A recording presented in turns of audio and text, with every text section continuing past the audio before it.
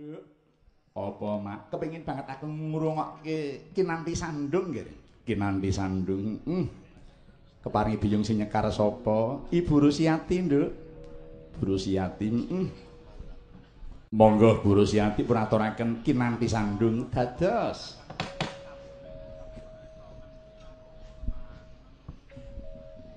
Slendro 6 nggih 6 monggo.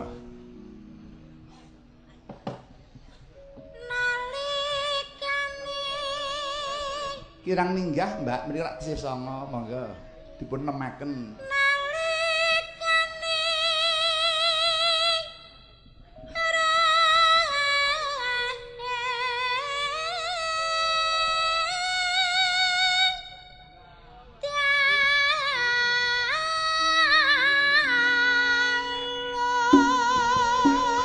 Witawa wikne yen tales amba godhonge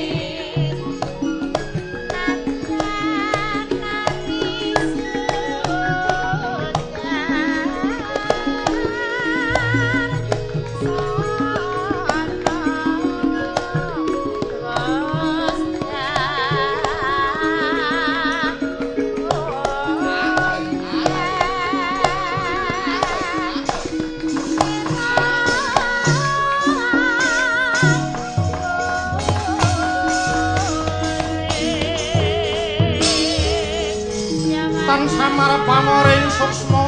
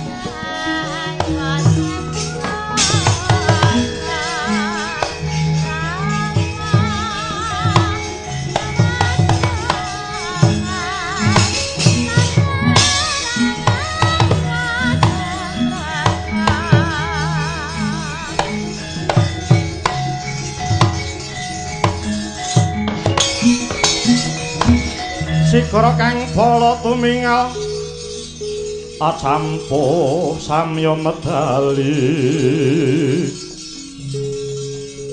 ler kathah wileteng kanda kayu angkung mangun sang niti Bencang sangat cimicil lagi nyong taliwus Kutha Surawilaga kaya buta sing regil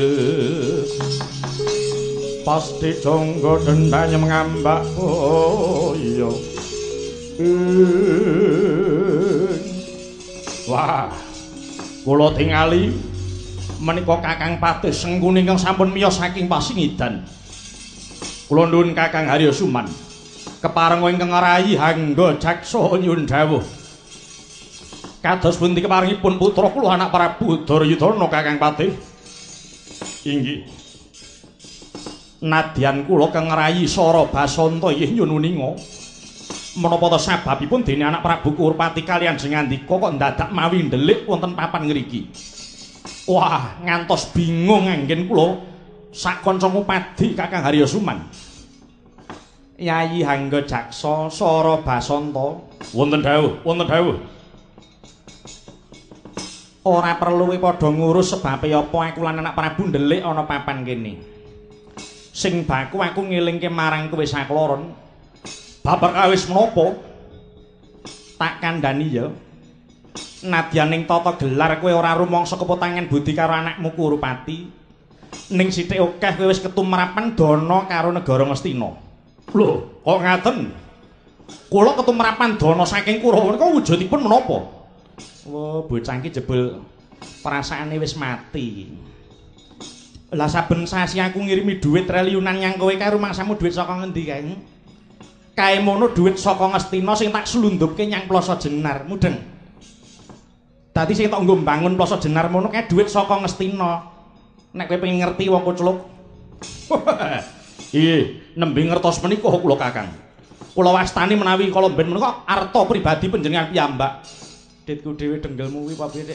blanja patih iki pira wong triliunan dinar kok dhuwitku dhewe mula kang mengkono gandeng wis melu nguntal dhuwit Ngastina tak jaluk kowe ya mung aja sabela mukti ning padha melu bela pati marang lelakon iki gandeng Kurawa mung karira nglintir yaiku aku lan anak Prabu Kurupati mula sakira tak sena pateni dhewe mara gage cacahna wadya balaku isih pira namung kantun 100 gangsal tiyang Kakang lho ketok isih akeh iki inggih menika mawon sampun dipun campur kalian barisan saking Plasa Jenar betan kula oh ngono inggih kari 105 ora apa-apa bakune sehat-sehat kabeh lan duwe karep maju nyang paperangan wah waras napa lho lha piye ta tiyang 100 gangsal kala wau ingkang boten cacat namung tiyang 3 dados ingkang 100 kalih menika sampun boten wonten ingkang wetah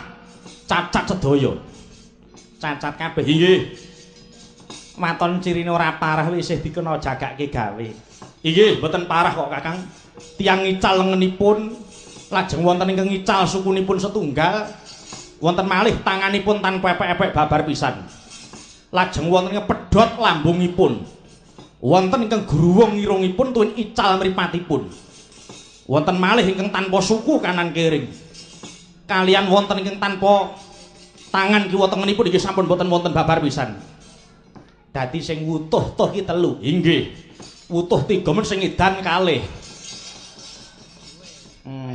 loro edan nggih edan perkara apa mbok menawi kedangon wonten Tegal Kuru Kakang dangu mboten wangsul mboten tuwi kalian simahipun dados piyambakipun ora distres menika nggih namung labet kaslimur kalian kesenian dados ora dipun singetaken edanipun kula wau sing edan ki prajurit apa yoga inggih yoga namung sak menika dapuk prajurit oh nabuh apa siter oh siter selamat nggih iya menawi edan meniki mat uda menika oh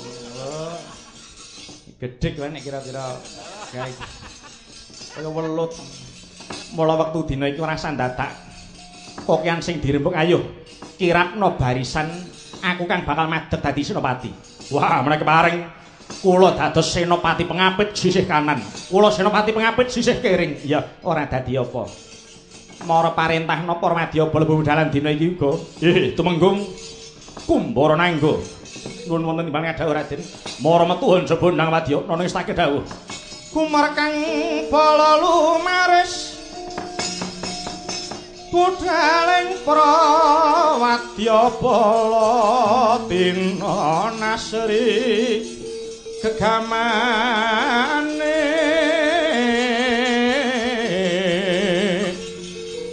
saking kang bala kuswa prapusananira pranyata asri tinulu pindha panjrahing puspita kalamun cinandra panyayana esa purta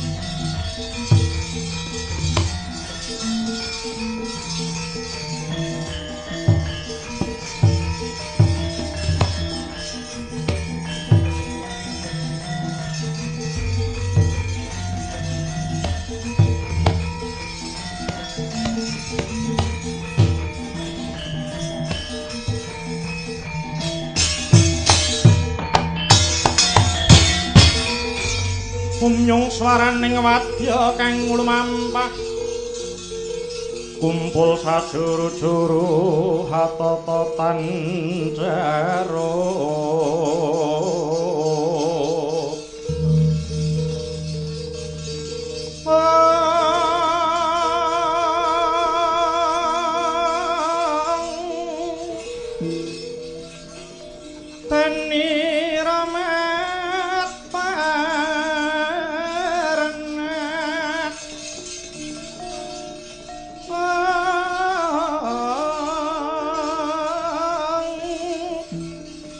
Waca miwang bending ungkung risang hangga jaksa kang minangka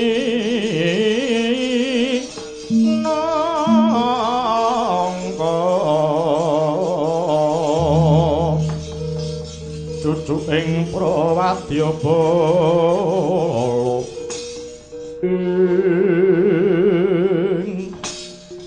Dimas Werkudara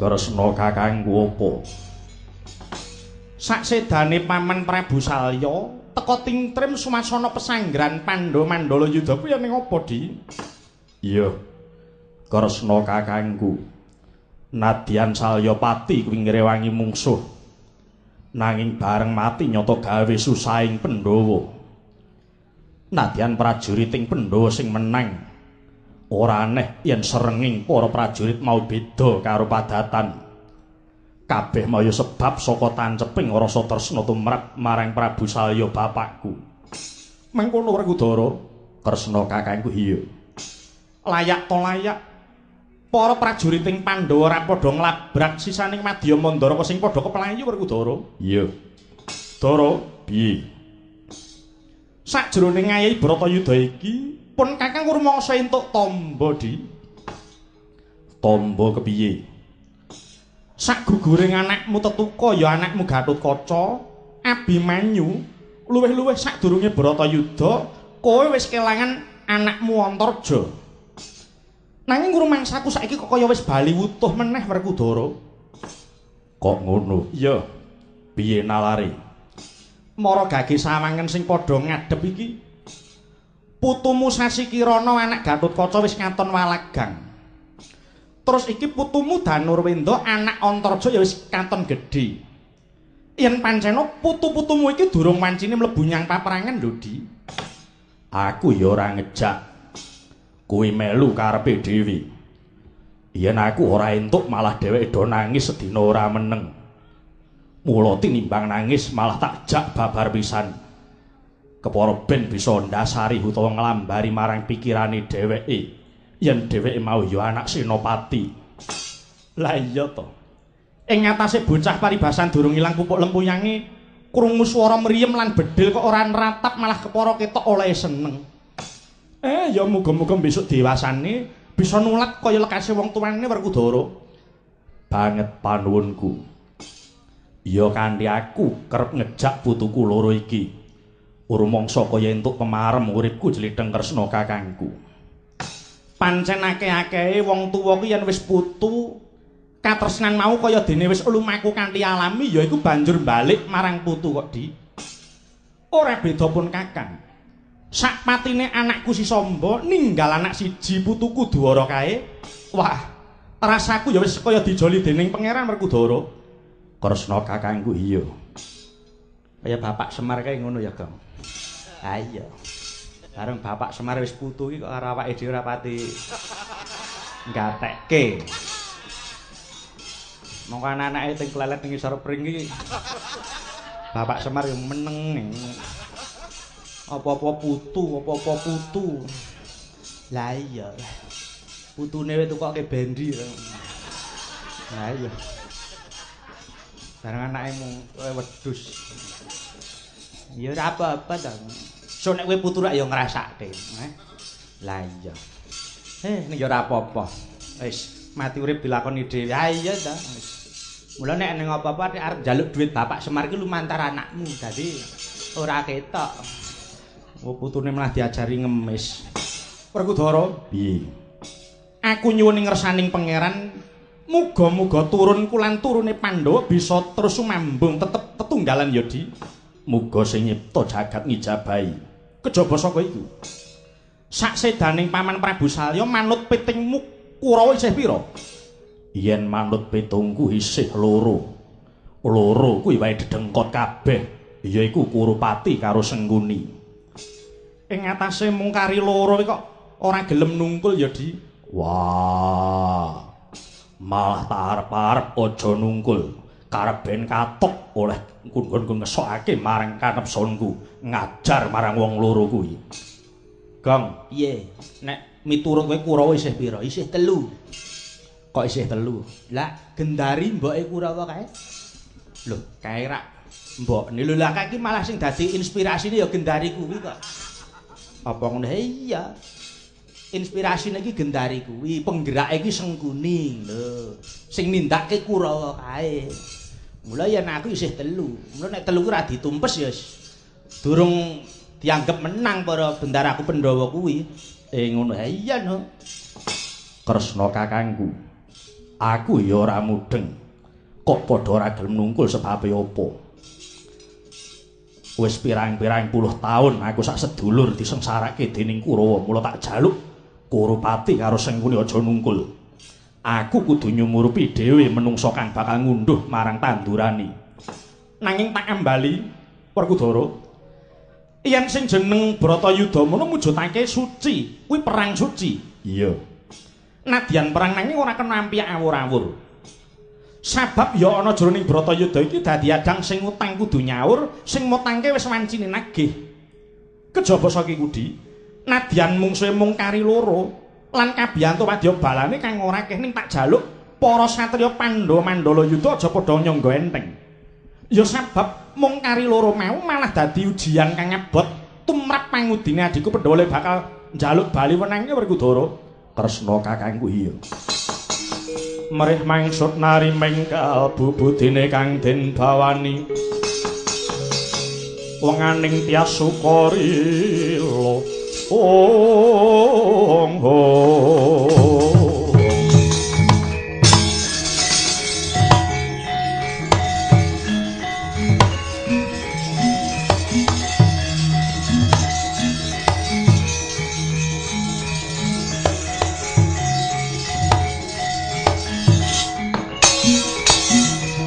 Gondang kancing langit kelap-kelap katon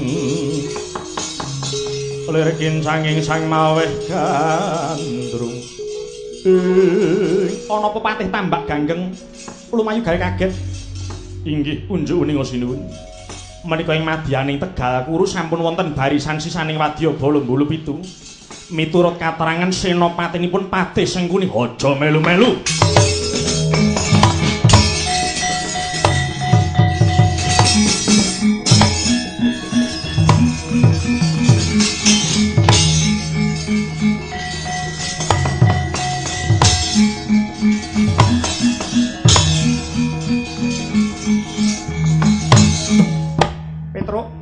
Wonten dawuh bareng Yayi Werkudara krungu lamun Senopati niki Sengkuni banjur geblas sing tanpa pamit.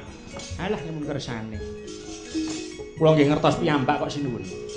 Anggenipun Sengkuni kok mbudidaya murih sedanipun Ndara Werkudara. Lha menawi Ndara Werkudara mangke manggi dhateng Sengkuni umpama dipala wis sak mestine. Alah pun kersane. Malah monggo dipun pelamati sinuwun. Ayo ditutke monggo kepiye babare lakon iki. Sumangga.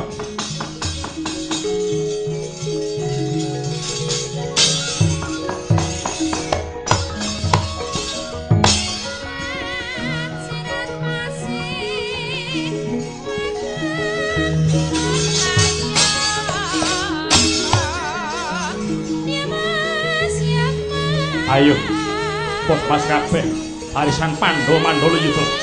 Yo, yo, yo, yo, yo,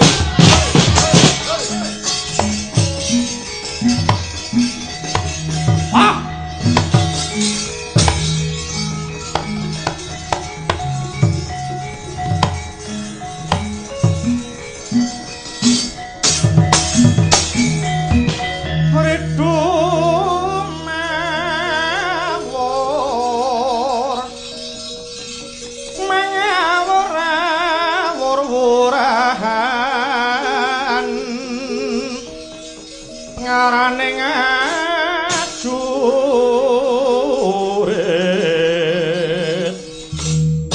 kang maguru kangsa tatakaya butulawar panjriting turanggesti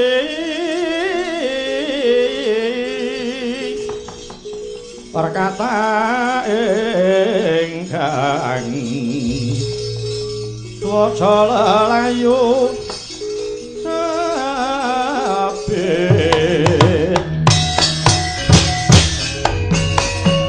Waduh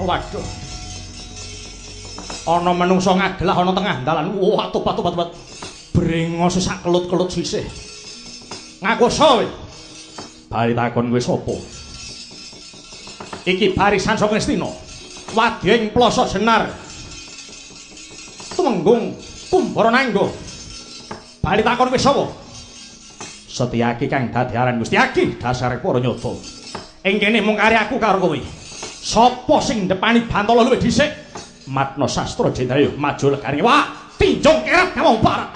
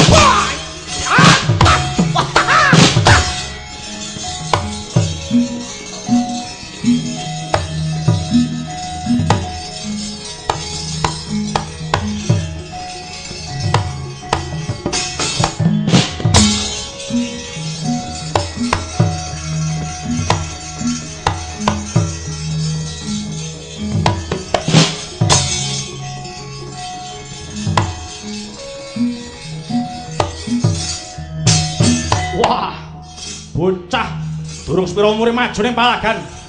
Soe Sasi Kirana. Soca Permana. Ayo, matno sastra Jendrawatek Raji Joko. Ayo.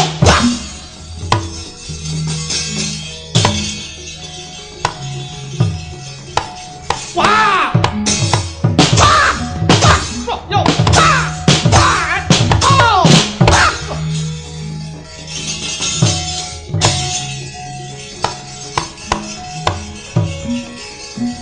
Wah! Oh! Wah!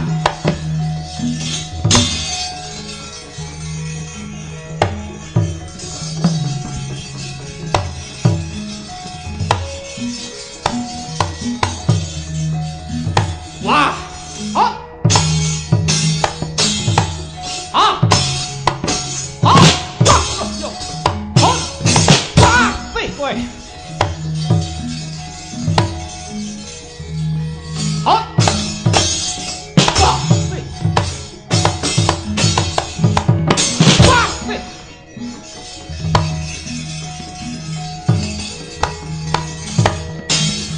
Wah! Wah! Oh! Wah! Wah! Hai! Oh, oh, oh, oh! Wah! Oh! Wah! Oh, oh, oh, oh! Wah! Wah! Ayo! Oh! Wah! Kok mati dong? Wah!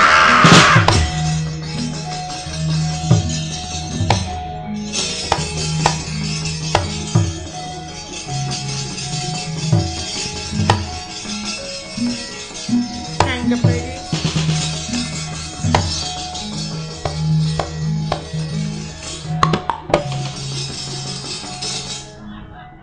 Biar.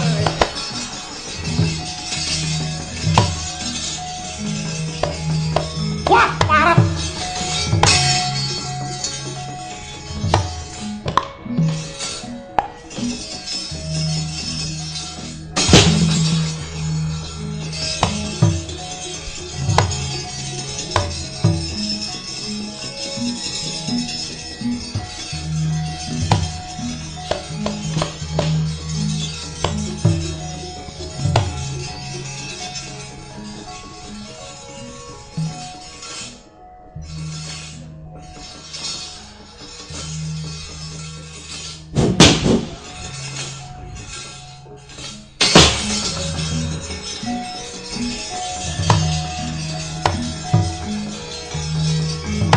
Wah.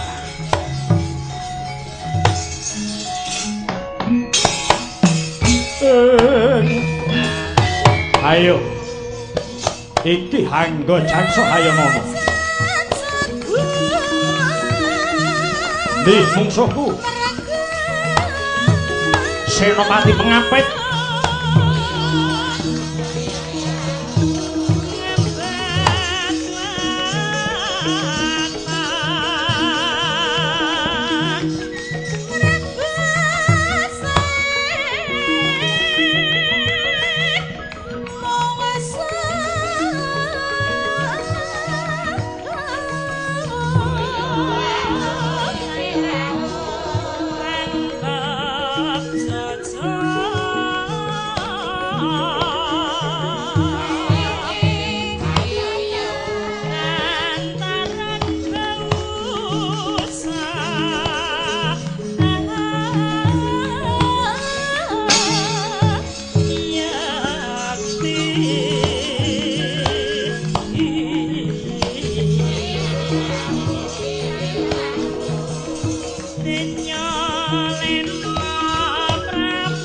Leno mrateng lampus.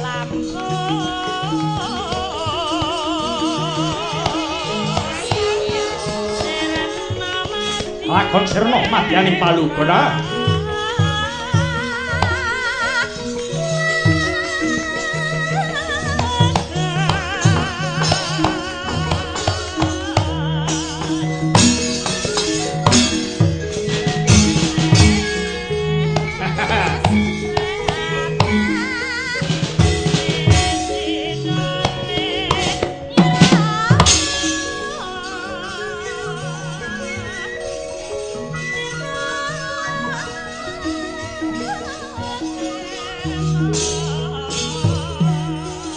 Wah, sapa iki? Setyaki bali takon Hangga Jaksa. Senopati pengapit sisih kanan. Ayo, maju rene, cobanen. Wah. Hop. Ah. Ah. Wah, edian. Hop. Ah. Hop. Lo. Wah. Yo. Wait. Hop. Wah. Yo. Wah. Oh, ya. Wah. Wah. Wah, yo. Wah. Hop. Oh. Hop.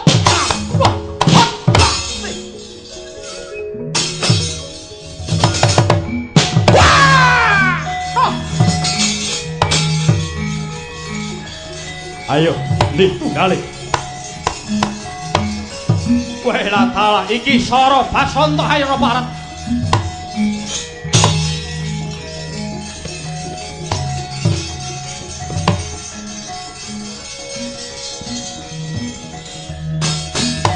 Janaka iki adine wong culik ayo.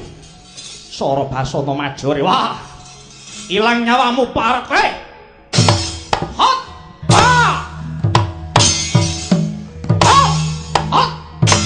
Lo, wah, lo, hop, wah, lo, wedia, oh,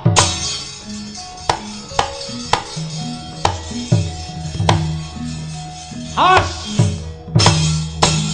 mati,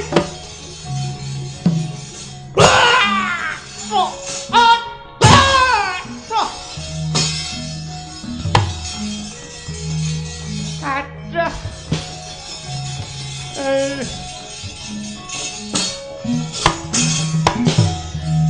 waduh karepe dhewe mung karijen sapa kancaku iki prajurit bosok kabeh ora ning jagake butuh mung kari sengkuni ora wegah tanding karo bathangmu.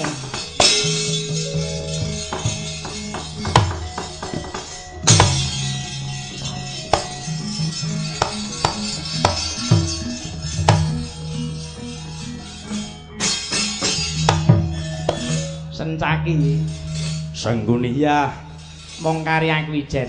Ayo aja golek prajurit liyane nyata kowe senopati ampuh sengguni mungsuh wah pecah ndasmu kowe.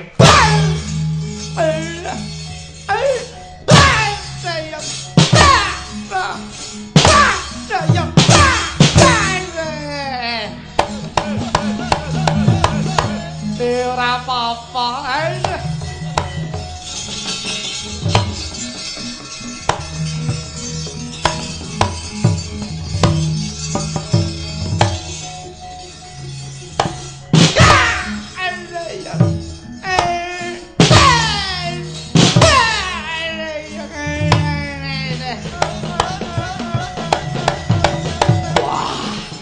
Ora apa-apa le, ora apa-apa.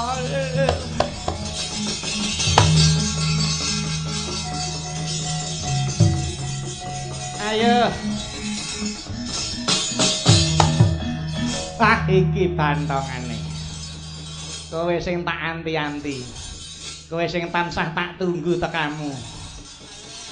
Dara kowe. Sengguni. Ayo tak tunggu balimu. Ayo aja. Aku ngenteni kowe. Aja golek prajurit liyane mung kari aku ijen. Nyata kowe senopati ampuh tani wah cangkem iki.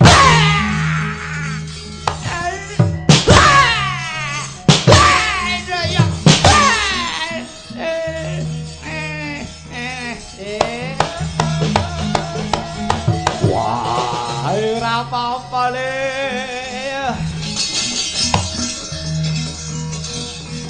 Wah.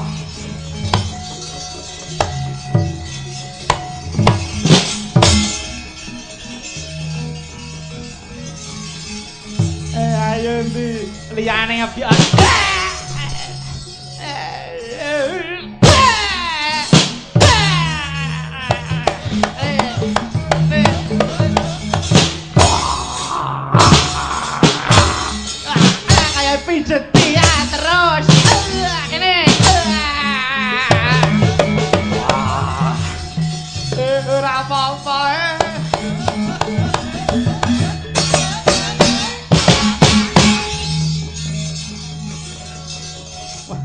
buat iki. Jane iki menungso apa lho iki?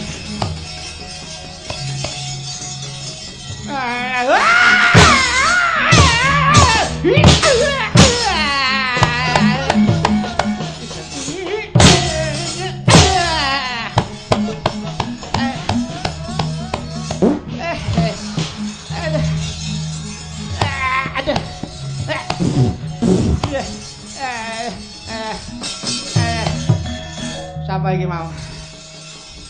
Lagi joget kok. Dikai lawuh sapa iki, Mas? Oh, iblis Bagong. Ora pangling ambune aku tak Bagong iki mesti. Rada pengar iki nah. Oh alah. Tiwas tak mat-mat ki lah kok. Lek ku nyerot ki tak matke lho, Pak. Bagong lho iblis. Ngajake entut tandon iki. Telung bengi ra di tuntaske. Ayo ndi mungsuh ku maju arene.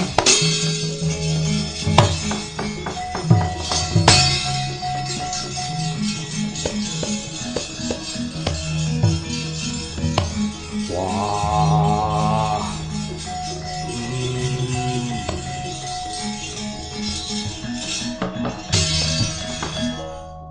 Rada kerepotan tumandangmu Werkudara. Iya. Aku ising banget nganti kalah karo dapure Sengkuni.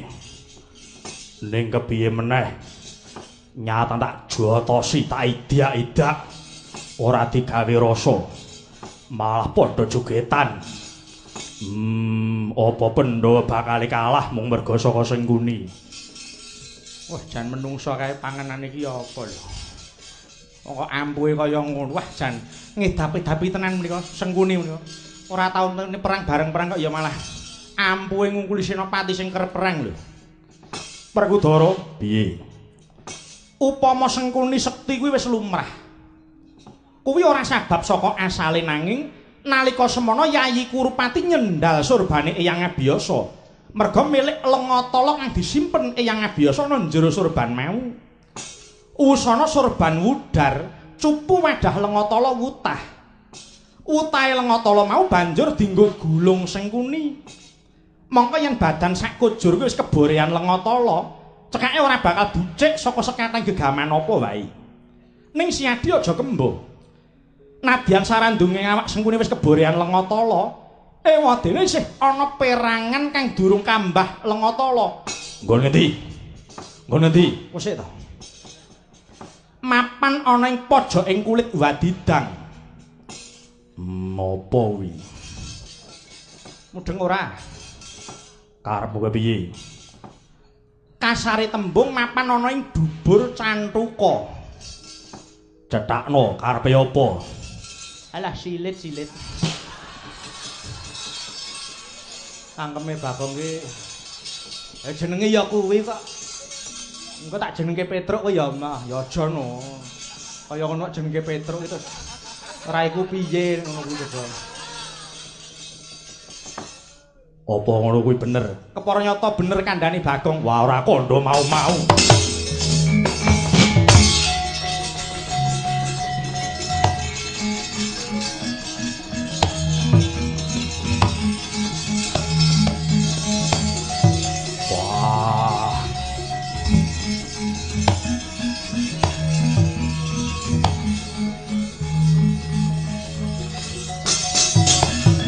Rasa kowe dadak mundur sejangkah, Mas.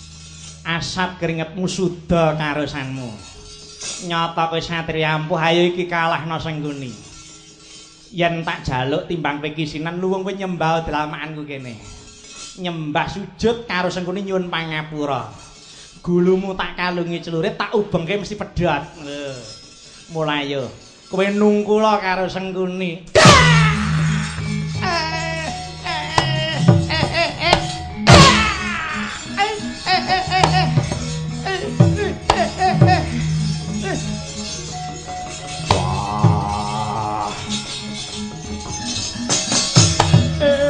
Iki tak apake. Iki tak apake. Nggih niku. Niki lho. Alah, iki lho. Yo jare kok kandele rae ram ki. Niki lho niki lho. Nah niki. Niki kula suwekke sithik niki. Lah niki. Dan ki apa nek kaya korden. Aku arep apake Werkudara. Ayo, ora sah kowe kan rembug ing kene marganing patimu.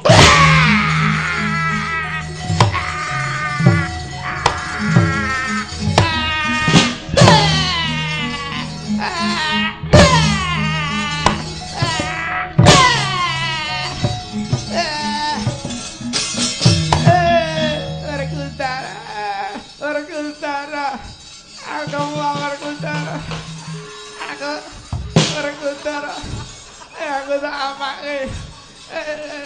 Werkudara. Werkudara aku aja. Apa terus? Adikku di. Apa tak iki, Dek? Kaya bawang.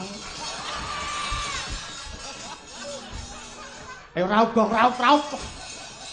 Raup wedi. Tayamu meh ora nek banyu kene. Wong edan iki. Lah ndara Werkudara ya kejem kaya. Kaya ana dirauke lho. Aku tak apake. Timbang kowe urip kok adok beset dino iki.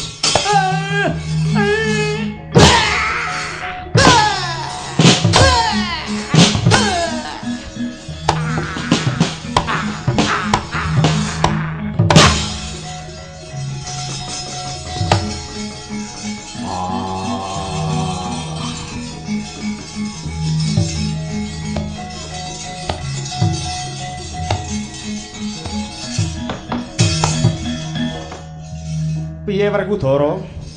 Wis lega rasane atiku. Gila iki batange. Wah, ngantek putih. Gang, piye? Weh, nganti kaya komplang. Padake rica-rica bocah iki. Weh, kuwi nggo trambul apik pisan kuning. Oh, wong edan iki.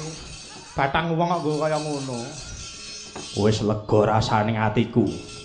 Nanging gumunku Kurupati ora ketok. Digoleki.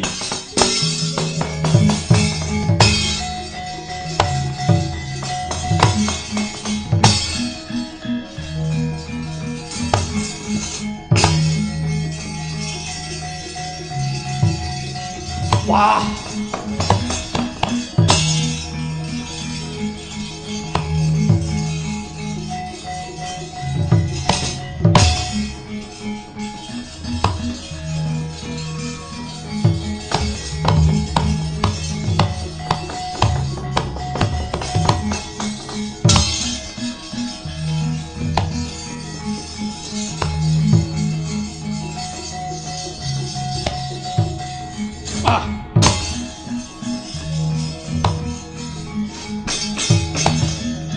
Wah, Kurawa wis gusis.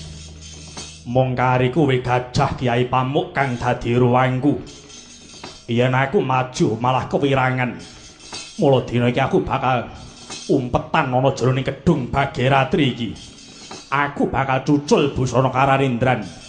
Gajah Kyai Pamuk, reksanen busanaku iki Gajah Kyai Pamuk.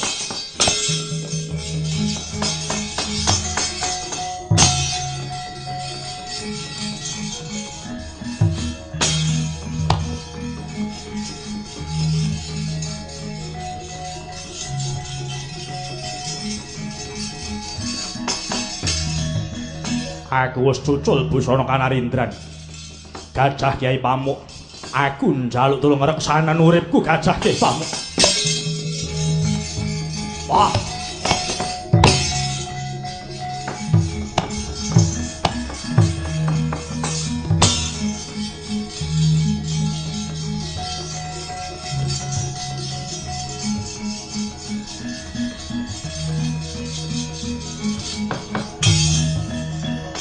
Yai Werkudara, Kresna kakangku apa?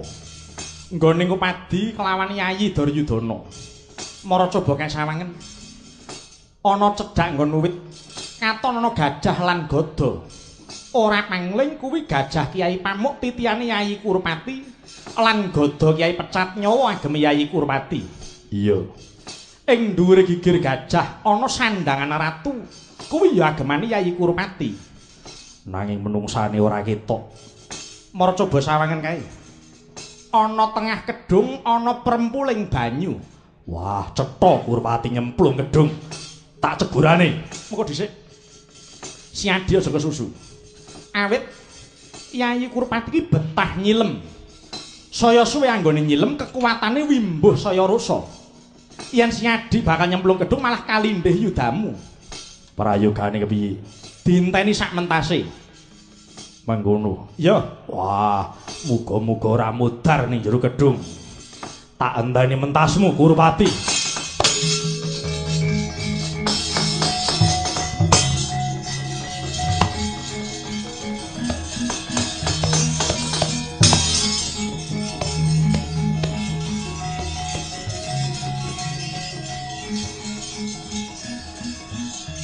Oh